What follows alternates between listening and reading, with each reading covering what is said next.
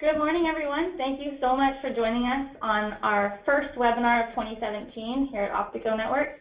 We're really excited to be kicking off the year with this amazing new integration that we're launching with contemporary controls. So for those of you who are new to the webinar, and you may not know this, but we like to start all of our webinars with a quick poll. So we'll just put that poll up. We like to get a bit of an idea of who you are. It's important to us to know who's on this webinar, what types of people we have on the webinar, so that we can make sure it's as relevant to you as possible. So take a look at that poll, click the answer that's most relevant to you. I'll give you just a minute or two to get in those answers. If you haven't clicked it, it's your last chance to click in your answer. Should be an easy one. We like to start it off easy. All right, we'll close that poll. So let's actually take a look at that. All right, so we have got okay. So we're a little bit lopsided today. A lot of integrators and contractors. That's fairly normal for us. But welcome to everyone. We're glad we've got a bit of a mix of different people on our webinar. So it is my pleasure today. First of all, I'll give you a quick agenda. We're going to go over the welcome and background of this webinar and the people that are on this webinar, and then jump straight into the integration, what it is, how we came how the integration came to be, and some of the more technical aspects of what it does, and how it's going to impact you as building owners and integrators and all the different people on this webinar. So along with that quick welcome, as always, there is a questions box in your right-hand corner of your screen. So if at any point you want to ask a question, you're not sure what's going on, you have audio problems, anything at all, we do have moderators standing by to answer those questions and help you out. So definitely don't hesitate to use that.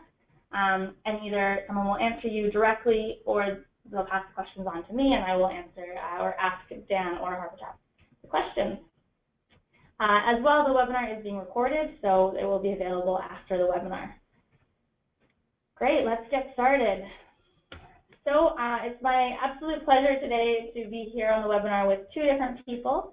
The first one is Harpartap Parmar, who is a senior product manager at Contemporary Controls. Harpartap, do you want to say a little bit about yourself? Hi, I'm a senior product manager here at Contemporary Controls. I've been here with Contemporary Controls since 2000, designing different kind of products, and I'm just looking forward to tell you more about the router and how it can help you. Thanks. Great. So are we. And I'm also joined by Dan and Ronald, our VP Product Management here at Optigo. Welcome, Dan. Do you want to give us a little introduction of who you are? Sure, yeah. So one of the co-founders here at Optigo. We launched the company about between 4 or 5 years ago to kind of bring solve some of the networking issues that we see in the world of operational technology.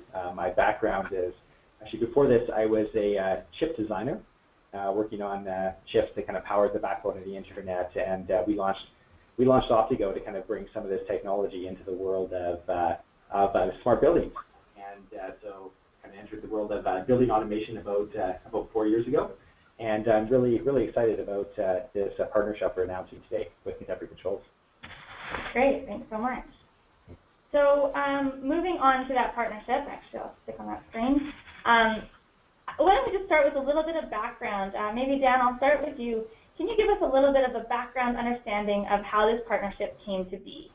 Yeah, absolutely. So Optigo is a networking company, and we're primarily focused on networking for operational technology and things like smart buildings and building automation systems. And our first product that we launched was a networking product, hardware product, that made it really simple to connect and manage buildings. And the Internet of Things, as it gets deployed in these buildings, there's more and more IP connections. So that's what we started out doing. And as we were out in the industry, kind of talking to people, we basically ran into you see some of the problems that customers are dealing with on a daily basis, and one of the issues was troubleshooting BACnet networks, and specifically some of the protocol and networking type issues that people are facing. So we launched Visual BACnet kind of in the middle of last year, and that was to address a lot of these issues that we're seeing in the industry. And so just things like if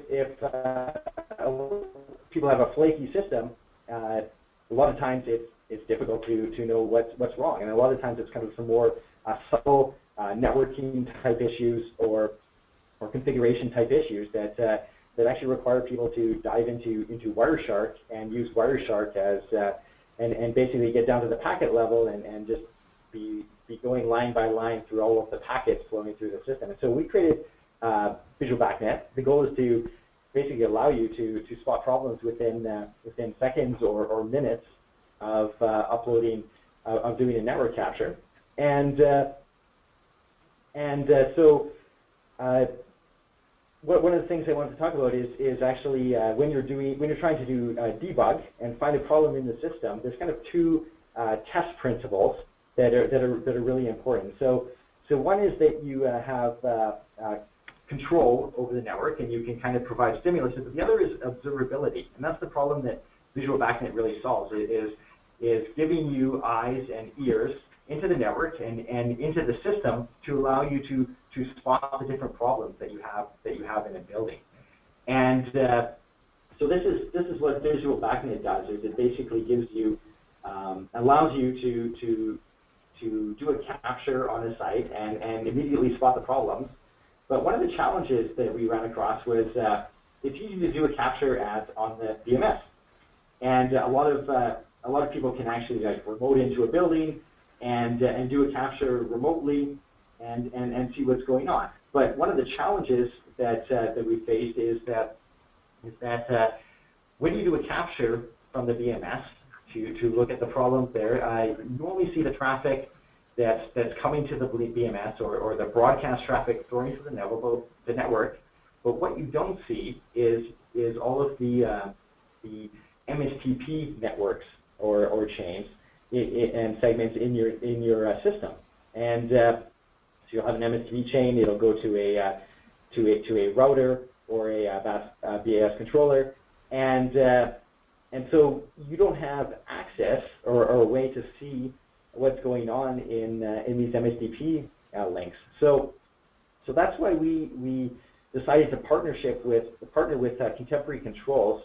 It's to give visibility into into the full reaches of the network. So both at the high level at the BMS and at the router level, so that you can actually now see what's going on in these MSTP chains and do it remotely. So the big advantage here is you used to have to go on site. So if you realize that there was a problem on an MSTP network, go on site, roll the truck, go on site, clip in to that MSTP chain, pull the packets down, and then start analyzing them. Well, here, and Harpartap will mention a little more about this, with this partnership, now you can actually remotely trigger a capture and get access into these MSTP chains and get full visibility and debug capabilities throughout your building. Right. Yeah, lots of excitement over here on our side, and definitely a lot of customer feedback that came into that whole process throughout the journey. So Harpartap, do you want to give us a bit of an idea from your side how this came to be? Right. We have a lot of different building automation products, and then we have seen troubleshooting IP networks is relatively easier. It's not easy. Obviously, you have to still, do a Wireshark and look through all the packets and stuff. But then for the MSTP side, you still have to go to the site, like Dan mentioned. So to go over that issue, we added a web page where you could still capture MSTP traffic using the web page on the BASRouterLX. So that gave us the ability to look at the MSTP traffic, but then again, you still had to analyze the traffic. So with this Visual BACnet Octago integration, what happens is we capture the file and then we upload it to Visual BACnet, and then you don't have to look at the file line by line and try to figure out your issue. So that was a good point for us to do. Yeah, and I think it's great that we were both companies were developing these technologies that work together really well simultaneously, and so it just makes a lot of sense to integrate, I think. Right. So let's dive in a little bit deeper, and I'm going to actually give you control of this presentation, Harpartap, if I figure out how to do that. And do you want to just tell us in more detail what is the BASRouterLX and show us some of its capabilities? Okay. I think we should be able to see Harpartap's screen. Okay, so here I have the BASRouterLX web page. So as you can see, this is you can configure the BACnet stuff here, and then you also have the MSTP network configuration here. So we have support for BBMD, NAT entries, slave proxy here, and you can also look at the MSTP traffic. So this was the feature which was already available before, where we were generating the Wireshark capture, and you had to have Wireshark locally to see the MSTP traffic. The integration we did is where now you can upload the file to Optigo, and you don't have to look at the packets, MSTP traffic, packet by packet. Great. So if I wanted to, anyone who already has your router, they can go and hit that button and wait half an hour and get the file. Yeah. But now it will show up in Visual BACnet, and they'll be able to analyze it there. And is there something about the schedule at the bottom? Can you tell me a little bit about what that is? Right. See, the schedule is, this is still not implemented. This is something in the future we want to do. What this will do is, instead of you having to click, okay, upload manually to Visual BACnet, you can schedule it. So I've seen, like most people say, every 3 o'clock or something happens on my network. So what you can do is maybe 2:50 or something, you can start a scheduled upload and then capture traffic for a while, and then it would go to Visual BACnet, and then it will give you the ability to log your traffic and also look at where your issue is happening. You don't have to be clicking on this button manually. So basically, you don't need to be it's an automated process to look at that issues that you're having. Great. I think that will be very useful to a lot of people out there. Right. So this router is already available and out there in a lot of sites. This piece is the new part that's not available yet. But can you tell us a little bit about the difference between this router and the BAS router that you had previously had, the non-LX version? All right. So if you look at this, this is the router LX here in my hand. The other one is our older version, the BAS router. This is a smaller brother. This is a big brother, like I like to call it. So there's a bigger CPU in this. It's more powerful. So as far as MSTP networks are concerned, both of them are pretty good, because MSTP is not a lot of throughput. It's a slower data rate, slow baud rate. So both can do the job. But for the powerful CPU, like Dan mentioned, if you have bigger networks, right, that's where the issues come into play. So if you have a lot of BACnet IP traffic, I think the bigger CPU, more powerful CPU helps in that. And then if you have more distributed networks, that I would also suggest you to use BASRouterLX, because if you have like 50 subnets, it can do 50 BBMDs. The other smaller router is only 5 BBMD entries. And even for foreign device registrations, it can do 147. And obviously, this MSTP capture thing is only on the router LX now. Okay, so it's a lot more powerful, like most big brothers would think they are. Right. And then obviously, I forgot to mention, it also supports the 57K and 1115K baud rates on the LX. It's not on the small router, because those were introduced later in BACnet. Great. And when was your LX launched? It's been in the market for about 4 years, 3-4 years, yeah. Great. Okay, so now maybe Dan, you can give us a little bit of an intro to Visual BACnet before we talk too specifically about the integration, just to make sure everyone understands what these two different products are. We'll switch over the control to you. Okay, great. So I'm just going to. There we go. Just going to log in here. So the login page, our beautiful city of Vancouver, our hometown in the background.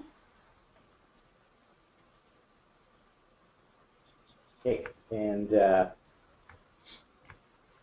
is my full screen visible? Yeah. Okay, perfect. So basically, what this is when you log into Visual BACnet, this is the launch page that you'll see, and what it does is we've got so if any site that you're on, you can just take a Wireshark capture, and instead of doing what you would normally do and analyzing it in Wireshark, you can just upload it to this site, and what it'll do is it will process it, and it'll pull a lot of the information out, and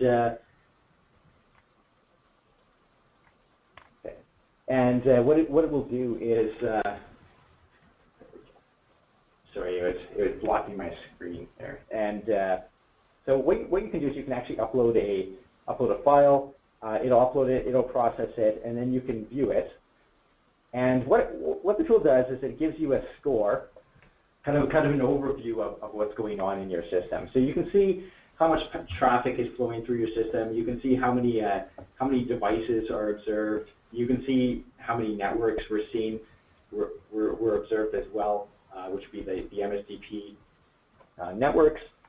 You can see the traffic flowing through your network, both the BACnet traffic and the IP traffic. But most importantly of all, what it does is it gives you a overall kind of health score. And what this health score is used to do is to tell you, do you have any critical issues in your network or on the MSDP network? And depending on what your health score is, it tells you kind of where you're sitting. So it's not totally scientific, but what it is it gives you a benchmark or a way to kind of benchmark yourself as you go and improve the system. So a lot of times what you might find is that your BACnet system is kind of flaky. Things work sometimes, they don't work other times. A lot of times, and this is something that a lot of people can relate to, and even at home, working with networking equipment. And it's pretty hard to spot what's going on, and a lot of times it can be kind of a more subtle issue. So what Visual BACnet allows you to do is kind of spot the critical issues. So like in this case right here on this capture, you have a circular network, and then you can start to debug them. You start with the critical issues, removing those critical issues, and then you work down to the issues that are perhaps more minor.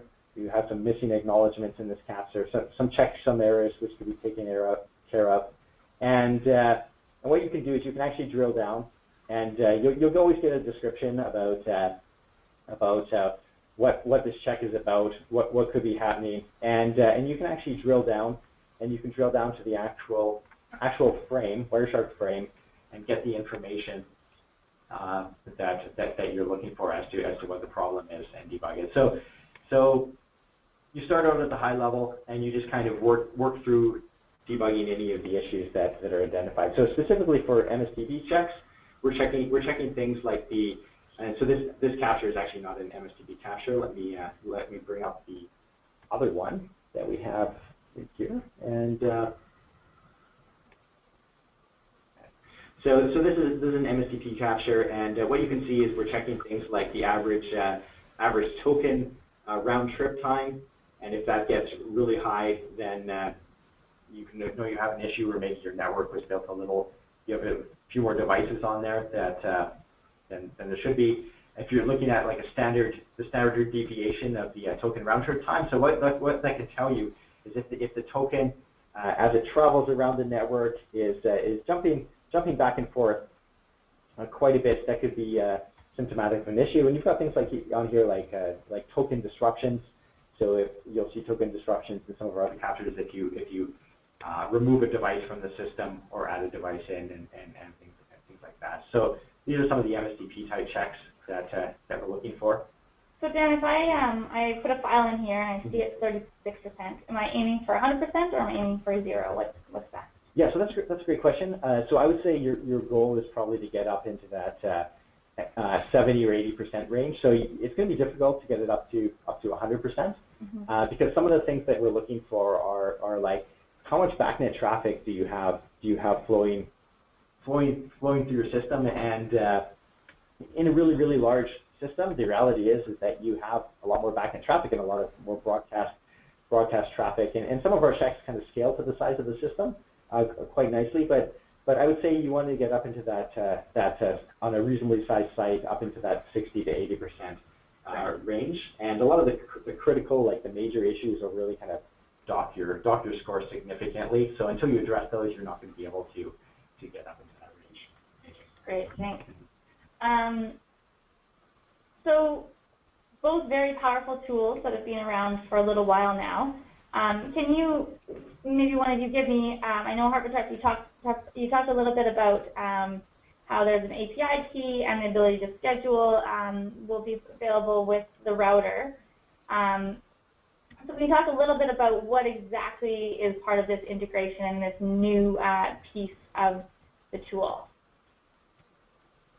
And also, we have a question here that ties in quite well.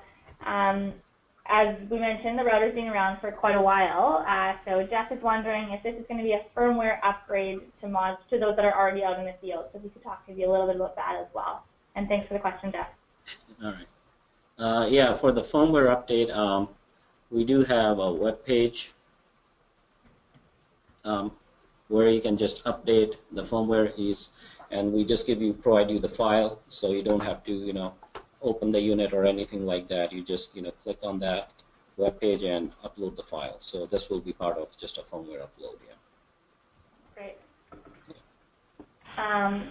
And so from what I understand, what we've seen so far, on that side, you'll do the firmware update and then have to put in a little bit of information, the URL to Visual BACnet, as well as a specific API key to your Visual BACnet account, and then any scheduling that you want to do. But that's really all that needs to be done from the router side.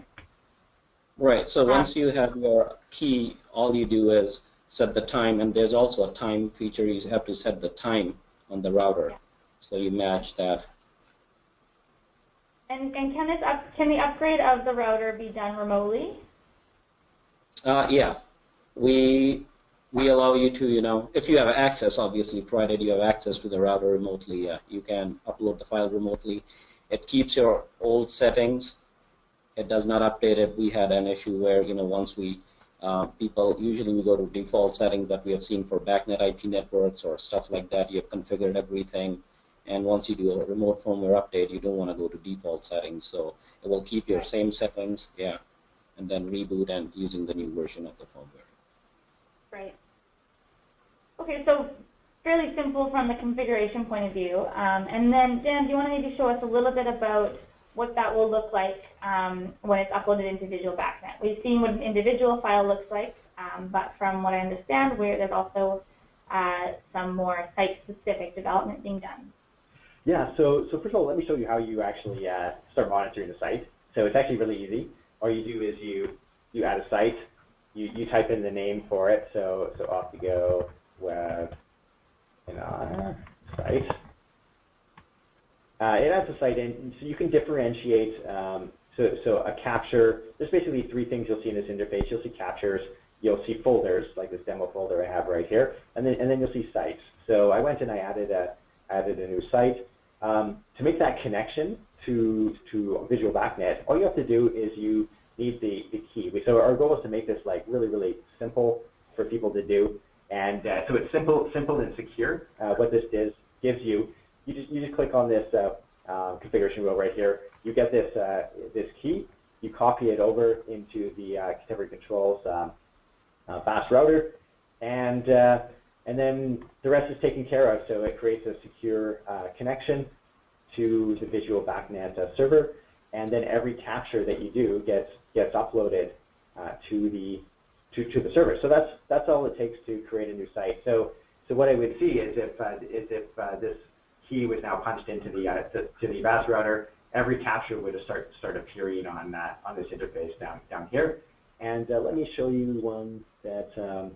So if I go to the site demo, basically what happens is it will.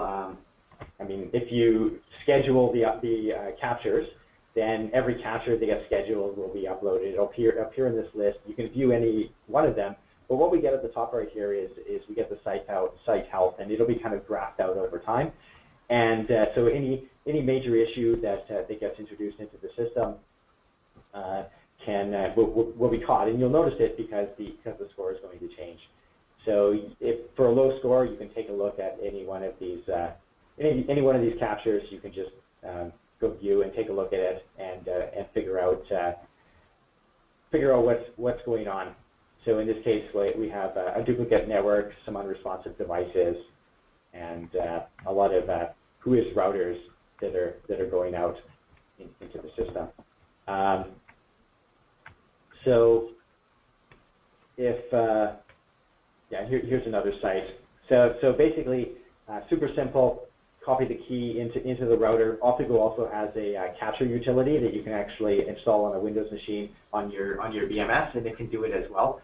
So if you want to get that high-level view of the system, you can install RTool on the BMS, and it will do scheduled periodic captures. And then to get towards the edge on all of the MSTP chains, the BASRouterLX can now do that same thing, do those captures.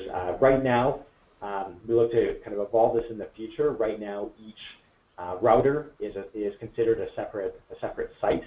But what we wanted to be able to do in the future is be able to monitor both like the BMS and also capture from, say, a number of routers that you might have on a site, and have that all kind of grouped under the same site. So that's going to evolve in the future. Great. The master network health of all your networks. So Gabriel is wondering if there's a limitation to how many captures that are sent or can be sent. Okay. So today there's actually no limitation on the number of captures. So there's actually right now a limitation on the size or the amount of data you can upload to the system. But there is no. So if you're monitoring a site, there's no limit on the number of captures that you can do. So will that change over time?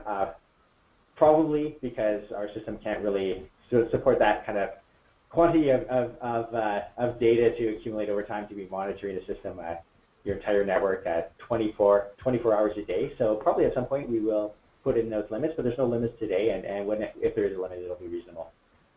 Great. So we have a couple questions here back to the router, which I think we should just address while we're here. One is, will the router be updated, or will you ever consider expanding beyond the 115.2 kilobytes per second for other non-MSTP protocols? So ArcNet or any of those. Well, this is basically a BACnet router, so it only routes between BACnet IP, BACnet over Ethernet, and BACnet over MSTP. So currently we are just doing that, but does the questioner have any protocol in mind, specific protocol, or is it just a generic thing? Yeah, it's ALC ARC 1.6. What's the question? We do have ArcNet products, but that's a good idea.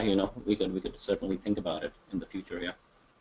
Yeah, I think everyone sort of trying to figure out exactly what ArcNet is and how to deal with it and manage it is. Yeah, well, we are one of the companies that started with ArcNet. We were, so that's certainly a good idea. We can certainly look into that and see what it takes to be able to capture traffic on that and push it out to Visual BACnet. But then, or I don't know, Visual BACnet is basically BACnet, but just have a capture. Yeah. Yeah. Great. And then another question from Gabriel: can we pre-configure your router, the BASRouterLX, send it to the site, and then connect the files and get it as scheduled? So can you pre-configure it, or do you need to configure it once it's already been?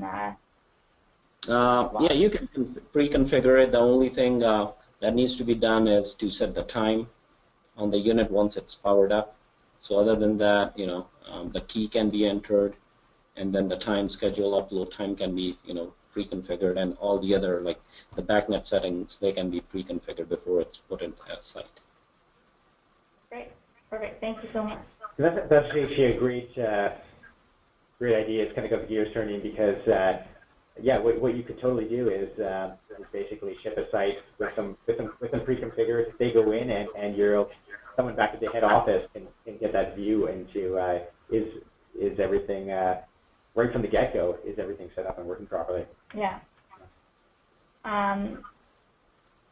So I just think it'd be great to maybe step back a little bit and address what does this, we've talked about the technical, how this works and exactly what it's going to do, and I'm sure a lot of you that are listening have your wheels turning of how you can use this. But I'd like to get a bit of an idea of what this means for our listeners. So our integrators, we've got lots of integrators online. What are some of the ways that you see benefit in using this, and that we've got from them? And while Dan and Harpartap are thinking about that, we'll do a quick poll. Just we're interested to know how many currently have a site using contemporary control routers, any of their routers, any of those products. So answer that quickly.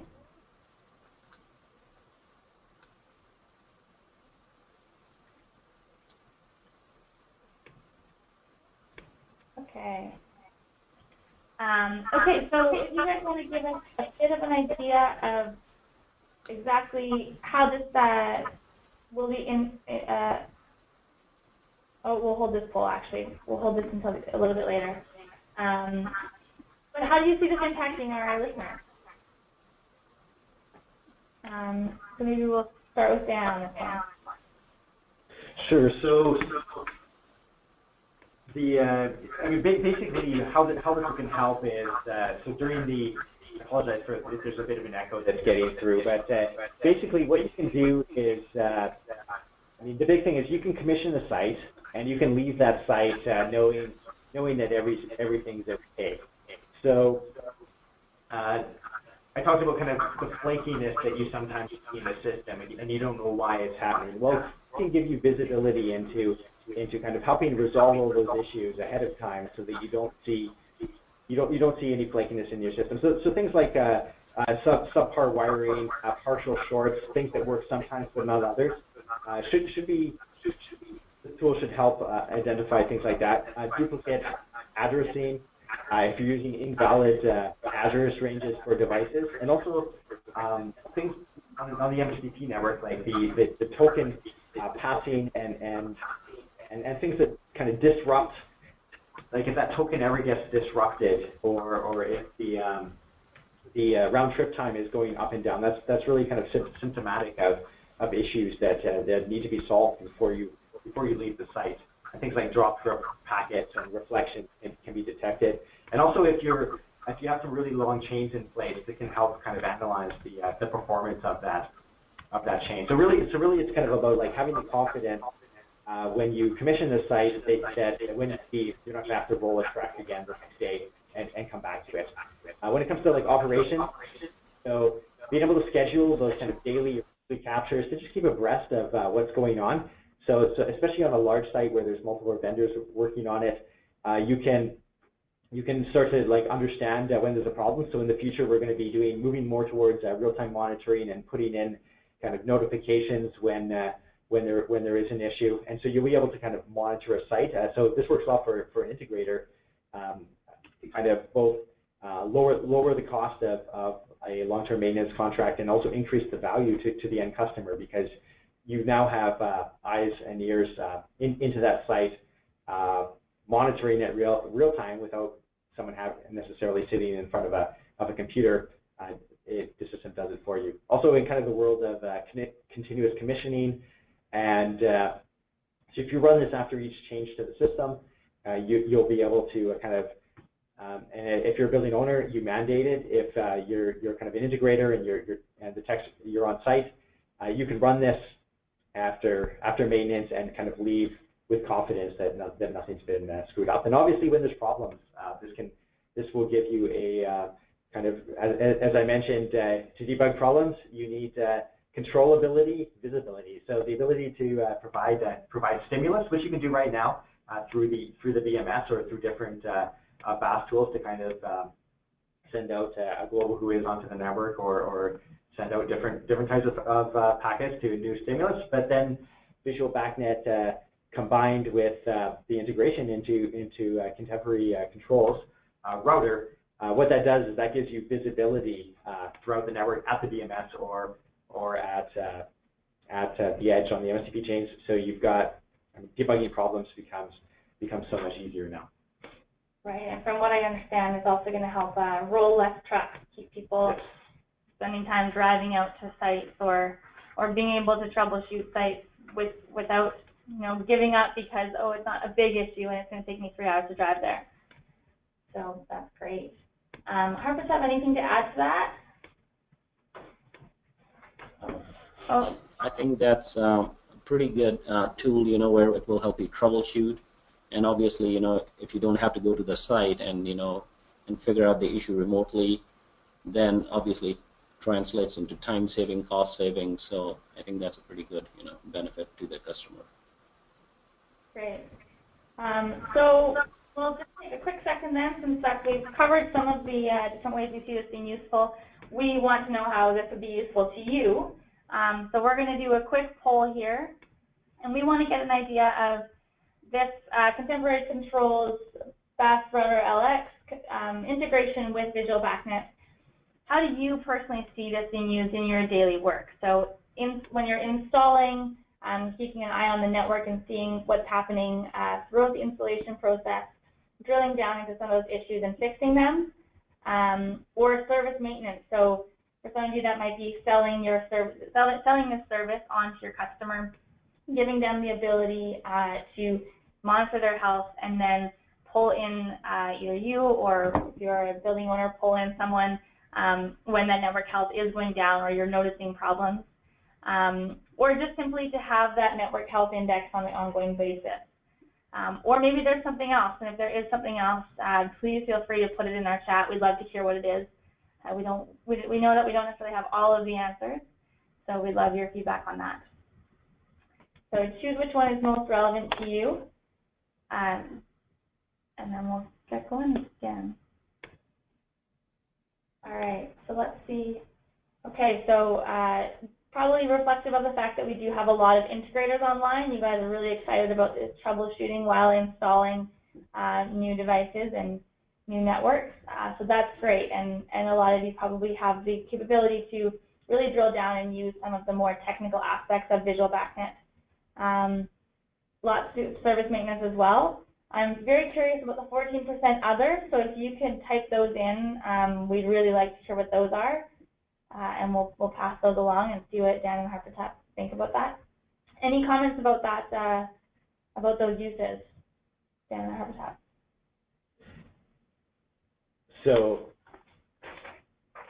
yeah, so basically, I mean, we kind of already touched on it as well, but the ability, what we really see here is, I mean, on the business side, and I mean, this is all about like saving time, right? So rolling less trucks, leaving a site with confidence, knowing that everything's working. It's going to make your customers happy, the end customers happy, and it's going to help. We really believe that I mean this system is going to help you, like, or as integrators, kind of offer better service to the end customer, and kind of increase the value of your service offering, and it should be worth more to them because you're able to do that. Offer that better service, and eventually offer a kind of real-time monitoring as we kind of enhance the real-time monitoring offering. And if you own a building, and this is a great way to kind of keep tabs on things, and especially if it's a large site and lots of different vendors and different services being run on site, then keeping tabs on all of the different vendors, and so when things come on site and are changed, everything still works.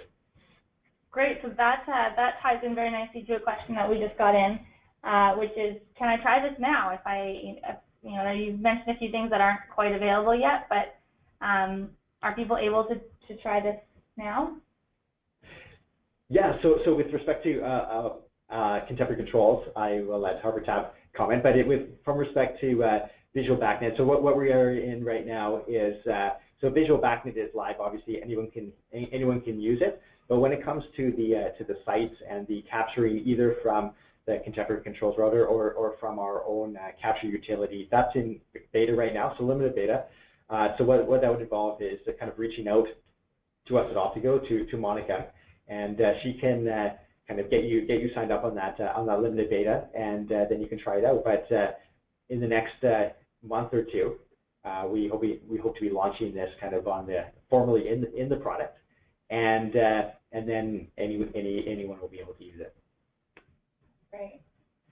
And perhaps Harpartap could comment on when this might be available in the we're going to introduce this at AHR, and then we have like the limited MSTP capturability right now. But once we have the other upload feature where we can, do the scheduled updates, I think that would be a good thing where you can look at all your data logs and then going back where how it can be helpful to other people.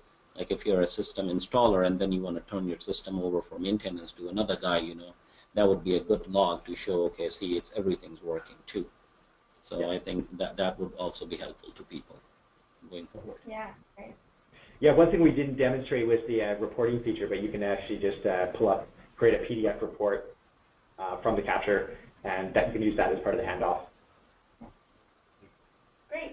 One quick question from Michael, which is how big are the capture files that get uploaded to Visual BACnet? I'm not sure who wants to take that one. Harpartap, do you want to comment on the size of the?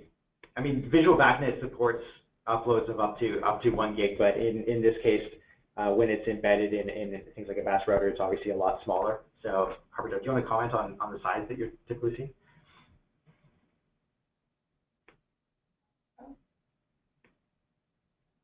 I don't think we can hear. I think probably got muted from some side. Oh, there you go. Yeah. All right.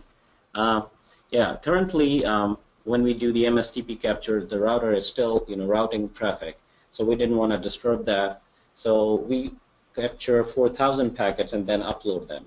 So we are working on a feature where we capture the file and then it's uploaded while we start another capture. So we are working on this where we join those files together to create one big file on Visual BACnet, and then you can look at that. So that's something we want to do before we release it. Great. Yeah. So the exact size of those files is to be announced, but they'll be bigger than that. Yeah, they should be pretty big to look at the data and analyze the traffic. So.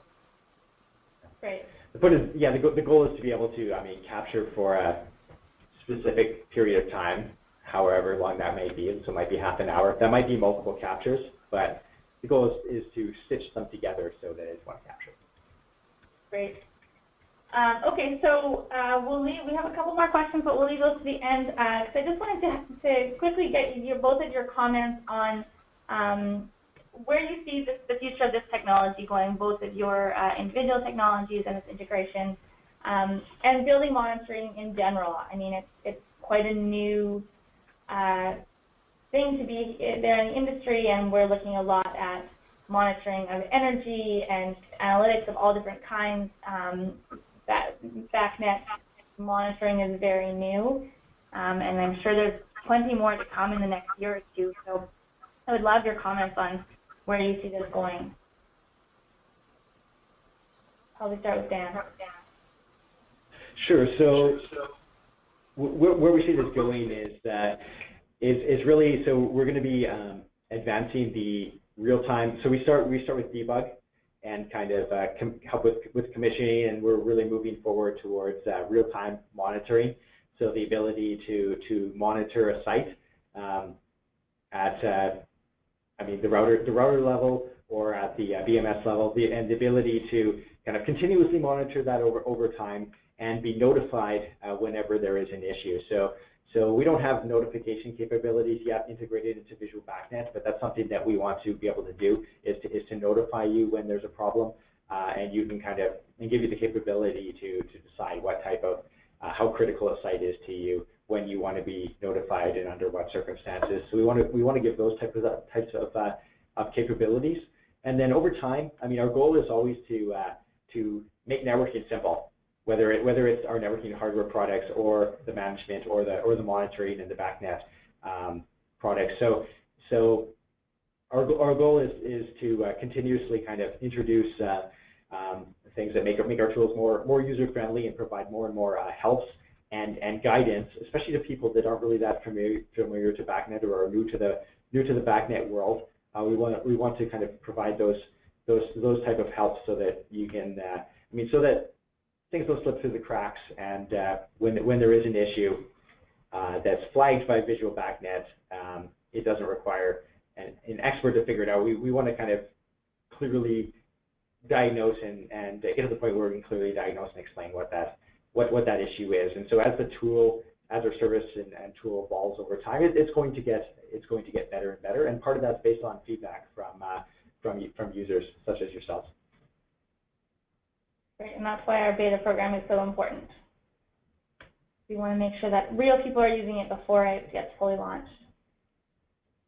Harpartap, anything to add to where you see monitoring going from your or Contemporary Control's point of view? Well, we are seeing people want to have visibility into their data. They want to make sure everything's working fine, and then be able to troubleshoot and fix their issues as quickly as possible. So we are also looking at products where we can add more monitoring capabilities. So I think the way forward would be where people are looking at the data, trying to analyze it in the cloud. So that's all ties into the IoT strategy everyone talks about, the cloud. So I think that's the way forward. Yeah. Yeah. Great. Okay. Well, unless either of you have anything to add, I have a question or two here queued up. So we'll jump right into questions. If anyone else has additional questions to add, now's the time to send those in to us, and we'll get Dan and Harpartap to answer them before the end of this webinar. So this one's aimed at Harpartap. Is the LX accepting BACnet sync time? I lost the last part of your question. Is the BASRouterLX accepting BACnet sync time? Yeah, you can set the time, using the BACnet sync command, yeah. Okay, great. Do we have any other questions out there? That's all I see.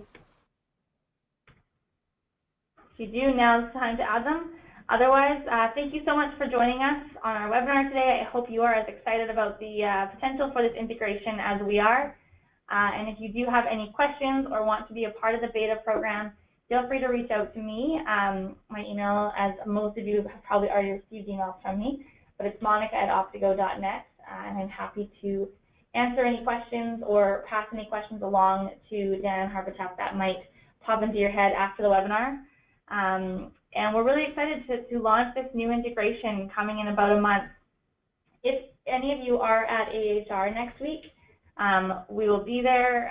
Both Contemporary Controls will have a booth and Optigo will have a booth, and we'll be showcasing this integration at both booths. So please make sure you come and say hi, introduce yourselves. We'd love to meet you in person instead of behind the keys of a webinar. So hopefully we'll meet some of you, and we'll look forward to announcing the rest of our 2017 webinars soon.